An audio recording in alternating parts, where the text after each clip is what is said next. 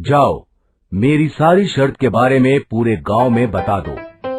जो भी मेरे प्रश्न का जवाब सही देगा उसे मैं 1 साल का अनाज मुफ्त में दूंगा, और जवाब गलत रहा तो जवाब देने वाले को मेरे यहाँ नौकर बन के 1 साल तक मुफ्त में काम करना पड़ेगा। मुफ्त अनाज के लालच में कई गरीब लोग धनीराम के सवाल का जवाब देने आए। बताइए साहूकार जी, क्या सवाल है? धनीराम ने अपने नौकर को बुलाया।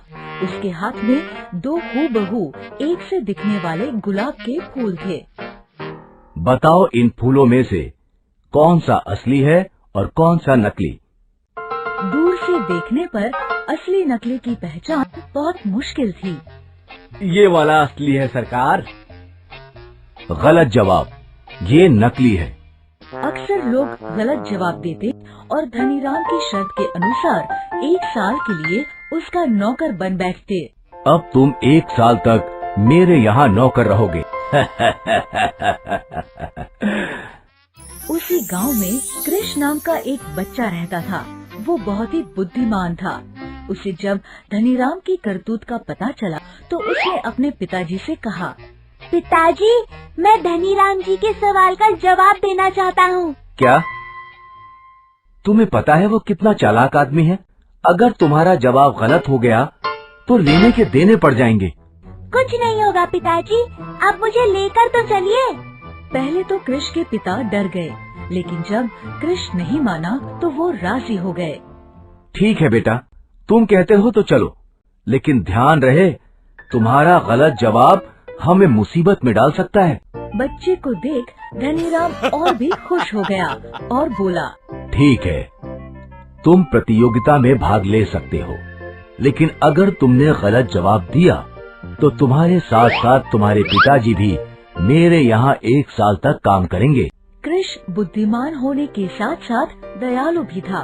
उसने कहा, मुझे मंजूर है, लेकिन अगर मैंने सही जवाब दे दिया तो मुझे 1 साल का अनाज नहीं चाहिए। उसके बदले आप दूसरे सभी लोगों को छोड़ दीजिएगा। ठीक है, मुझे भी मंजूर है। धनीराम ने तुरंत अपने नौकर को बुलाया। उसके हाथ में वैसे ही 2 बड़े बड़े गुलाब के फूल थे। इन फूलों में से एक असली है और एक नकली है। बताओ कौन सा असली है और कौन सा नकली है? कृष्ण भी फूलों को देख के असमंजस में पड़ गया। उसने कुछ देर सोचा और कहा, मुझे थोड़ा समय चाहिए। धनीराम हंसने लगा और बोला, ठीक है, जितना समय चाहो ले लो। ठीक है, तो मुझे 8 घंटे का समय चाहिए। लेकिन आपने कहा है जितना समय चाहे ले लो, तो मैंने ले लिया। अब आप मुकर नहीं सकते। धनीराम फंस गया। उसके पास और कोई चारा नहीं था। ठीक है। सब लोग 8 घंटे वही इंतजार करते रहे। गर्मी का मौसम था।